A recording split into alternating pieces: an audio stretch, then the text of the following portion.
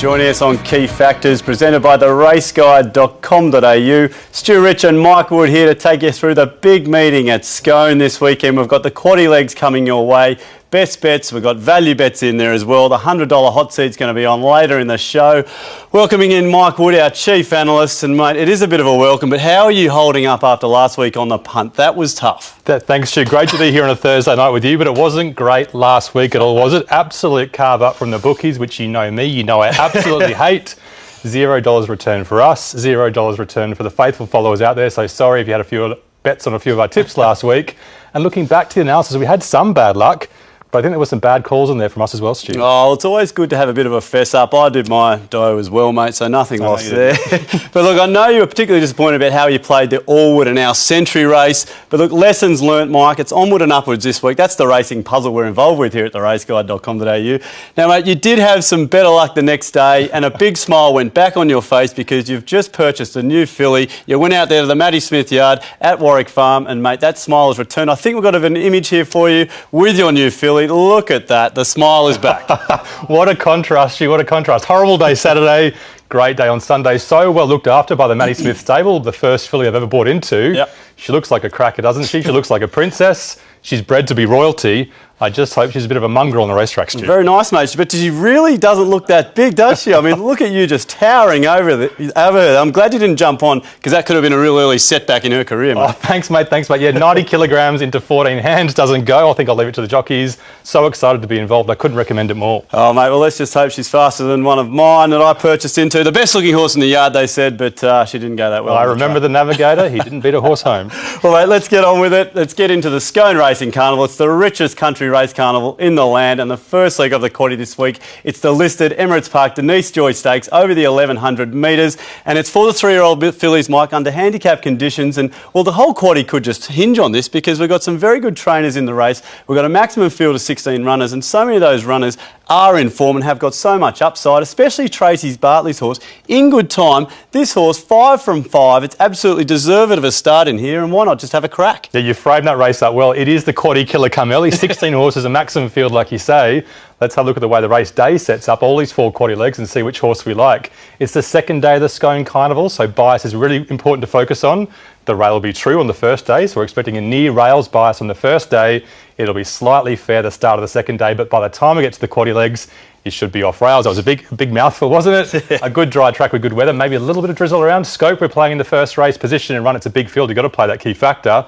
And because of the likely strong tempo, we want a filly that smashes a line. Oh, we sure do. That's what we look for on Key Factors. Let's have a look at the market now for the first leg of the quaddy at the big Scone meeting on Saturday. And Demerara there for the boys in blue, favourite at $3.80. Sasso Corbaro, a bit of money here, Mike, $7 into the $5. She Knows, $5.50. Resin Stablemate of the favourite there, $6. And In Good Time, the horse we spoke about, a little nibble, $10 into the $9.50. Sheikah there rounding out those at under $10. But Mike, Demerara favourite here, but this is a pretty good way to start the day here. Yeah, great betting race, lots of different angles, great fillies. One of these fillies will be a star of the future. We're just going to find which one it is. Let's have a look at a couple of replays, starting with the Flemington 1100 metre race from a couple of starts ago for a couple of these horses. She Knows on the inside, Demerara on the outside. Don't you love when they split? How do you line up the form? I don't know.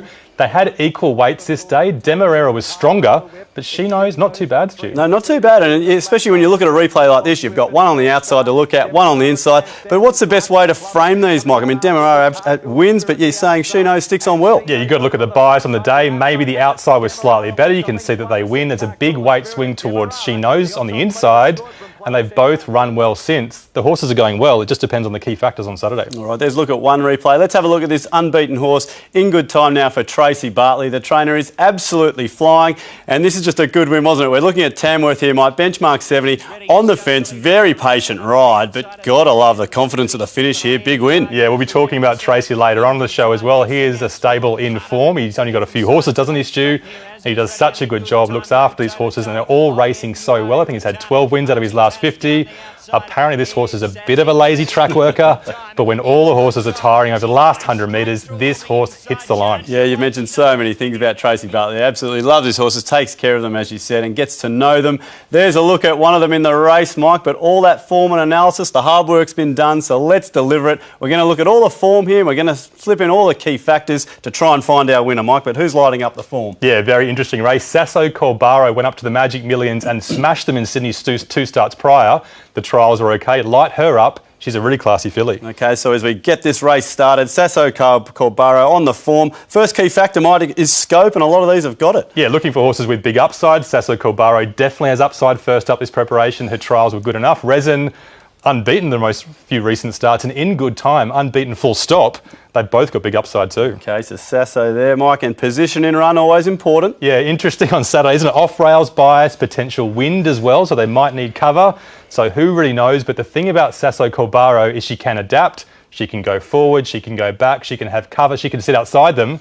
That's why she gets a gold bar for position in run. Well, there goes Sasso, steaming out by a couple of lengths, and Surge, really important, Mike. Can she hit the line? She smashes the line. Look at that replay first up last preparation. She loves to smash the line. Demerara and Resin, they're both really fit coming back from 1,200 metres. So they should hit the line as well. Okay, all gold bars there for the favourites, but it's Sasso Colbaro. 3 gold bars across the page there, Mike. It is the money horse. So now we've got to look if we're going to have a bet in the race, and all that gold just coming through. 2 lengths clear there, Mike. A $5 shot. I'm pretty sure I know where this is going when we've got a $5 shot ahead by 2 lengths. Yeah, she's a fantastic filly. She's got fantastic form. So excited to see her back on Saturday. Looking at the barrier trials, I was a little bit worried.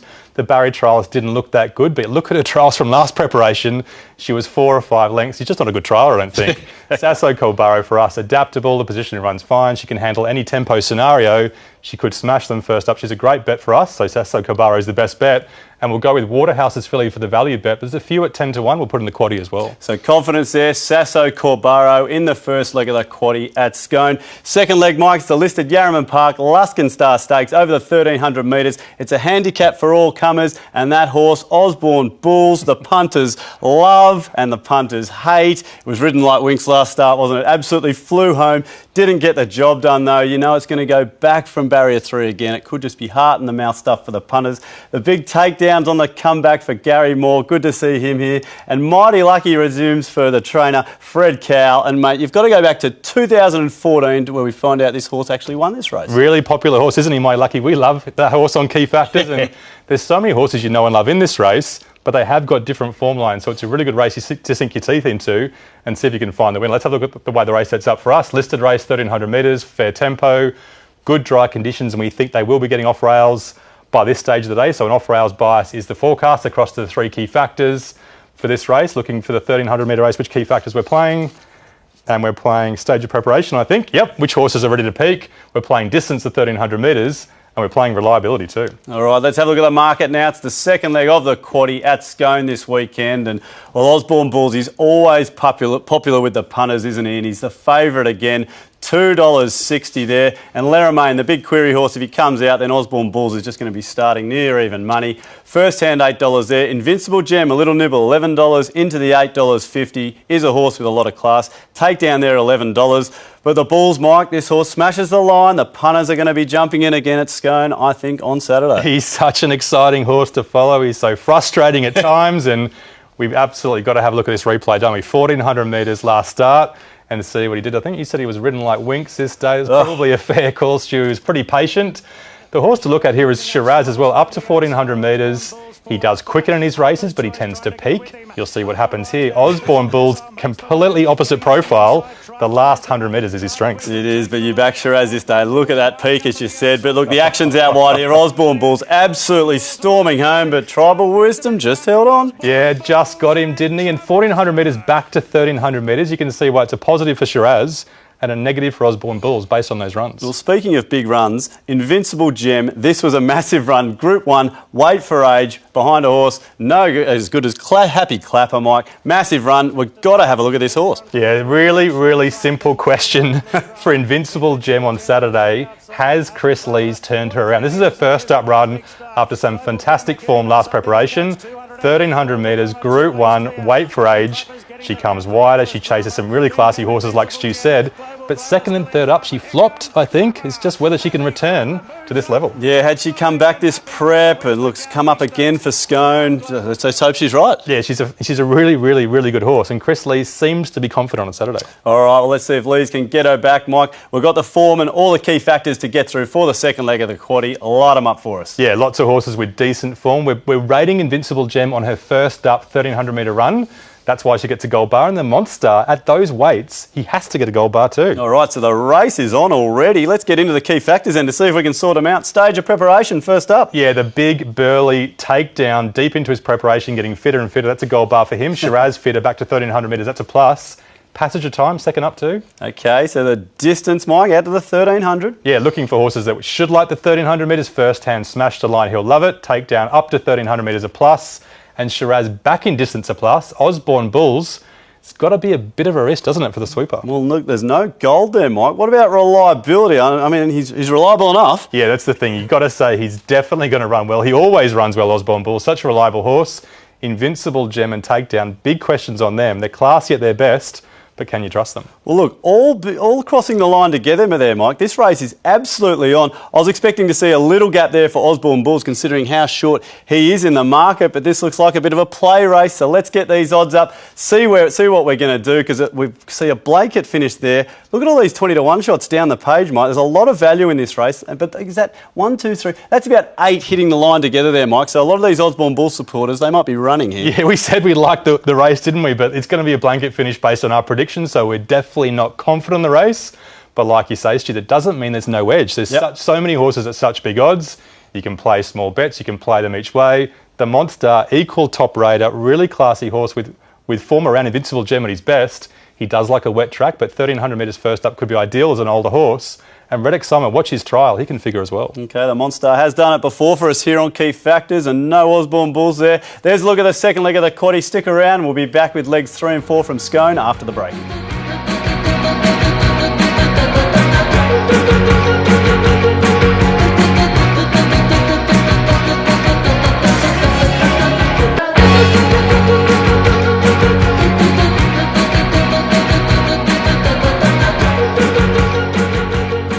Welcome back to Key Factors, presented by the raceguide.com.au. We're up to the third leg of the quaddie at Scone this weekend, and it's the Group 3 Coolmore Dark Jewel Classic over the 1,400 metres. It's a handicap for the girls, Mike. And a lot of times these mares races, we know we're going to get such a close finish, but there's a little difference in the form lines here, Mike. We've got Schism coming up from Melbourne for Kieran Maher, and we've got Hello High Water, trained by David Hayes, but interestingly out of the Sydney Randwick stables. Yeah, good pickup, Stu. I didn't realise he had a stable up here. He's got such a big stable down in Euroa, obviously, and a few horses knocking around at Randwick as well.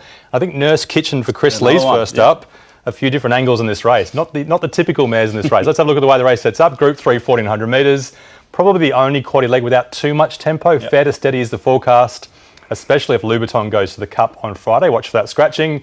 Good dry conditions across the 3 key factors. We're playing stage of preparation, this one as well.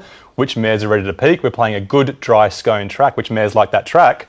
And position and run, which one gets the gun run too? We'll look for that on Saturday, Mike. Let's get into the market. It is the Group 3. It's the third leg of the quaddie, and Gizzoni heads the market here. $4.20 for Godolphin. They could be in for a big day. Dyslexic, the money horse here, $6.50 into $4.60 today. Nancy there, $9.50. Schism, as I said, up from Melbourne. We've got Philosophy there, Slow Burn at 10. Danish Twist and Louboutin, they're right there at 12s. So, Mike, this is looking like a good betting race, but Gizzoni, that Hawkesbury form, $4.20 setting the market. Yeah, she's a great horse at her best. Last preparation wasn't her best, was it? But she's on the comeback trail. Let's have a look at that Hawkesbury race Stu just alluded to. It's almost like a second bite of the cherry for these horses that come through that Group 3. A very similar race on Saturday. Louboutin, 3 wide, no cover, really knocking up.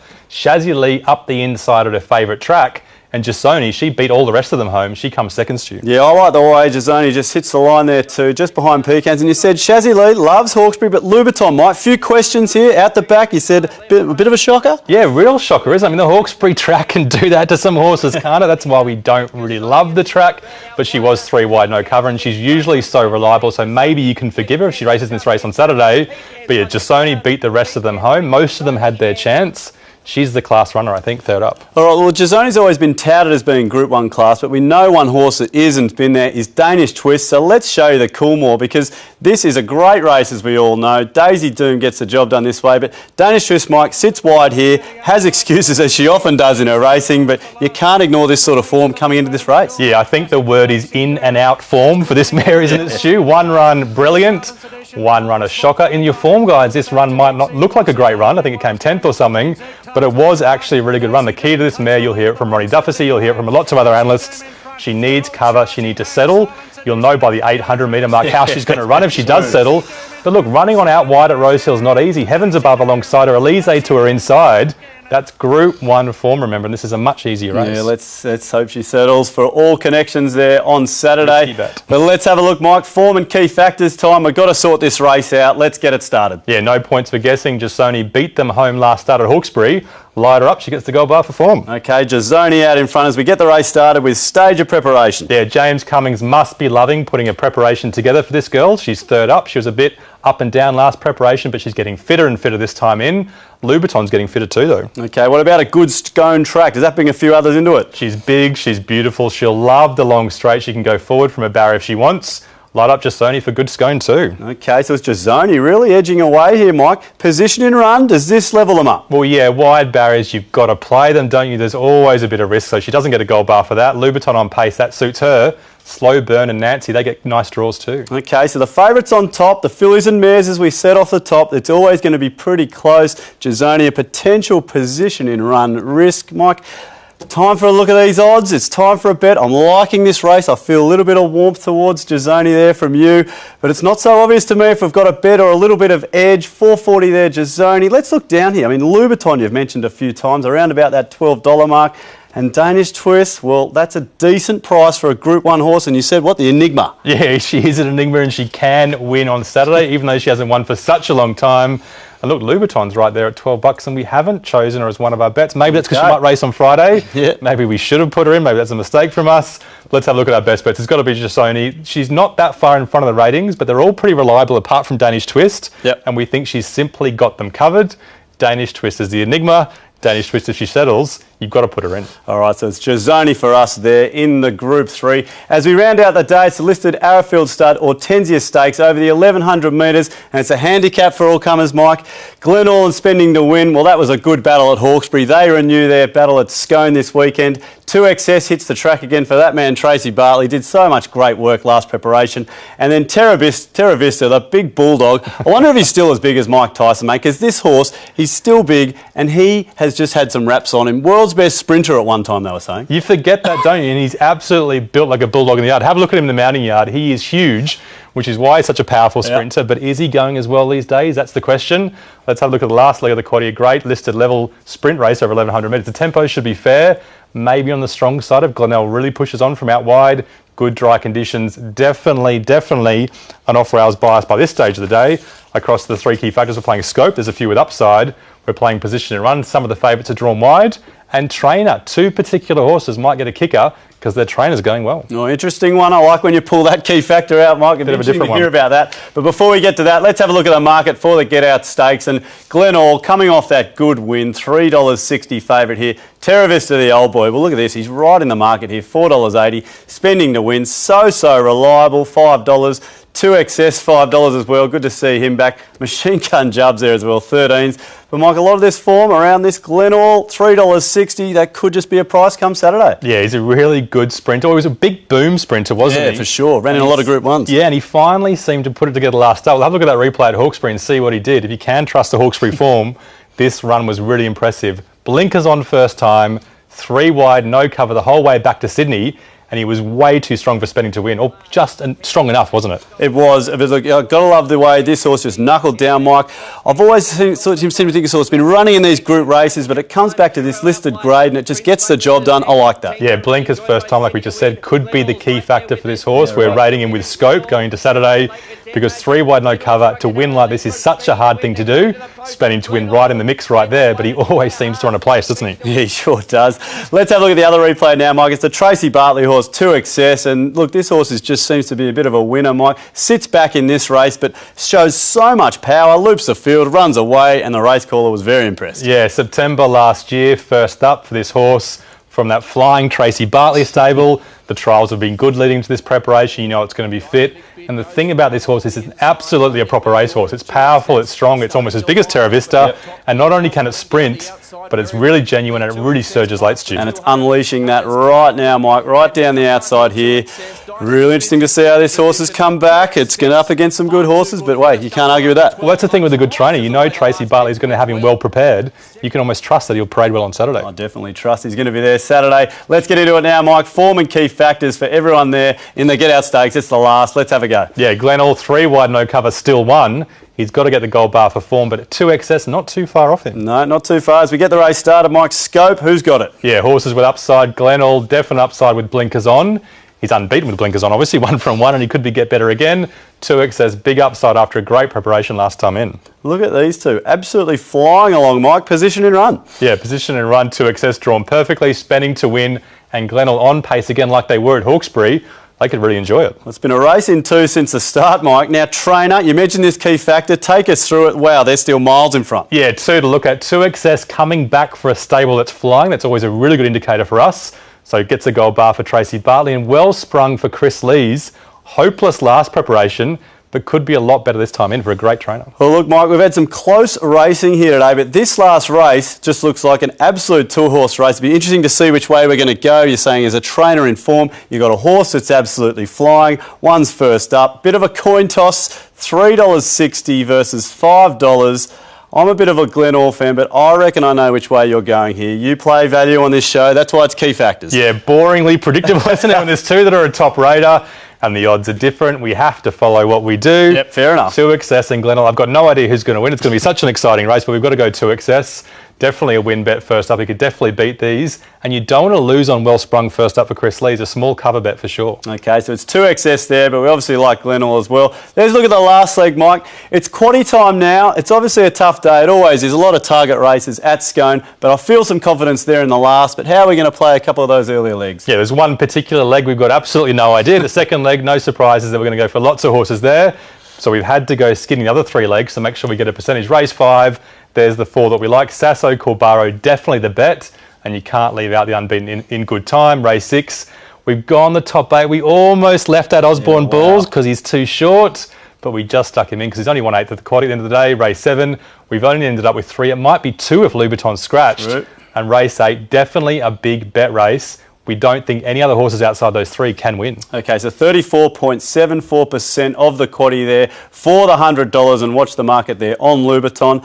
Now, Mike, it's hot seat 100 time. We bombed out last week. We're still sitting pretty, though. $7.99. Come on, the punters are heading to Scone. Everyone in the marquee there, they want some winners. You've got to steer them in for us. What do you got this week? Even some little plays earlier on. I think they'll be hung over after the marquee by Saturday, won't they? Marquee actions on Friday, and you'll be there, Stu. I know you'll have a great time there.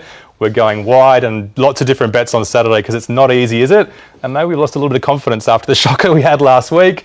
You've got to play Mandalay Bay in the first race. We played him a couple of weeks ago as well. He's a strong stay that should love the 2,200 metres. We talked about Sasso Corbaro.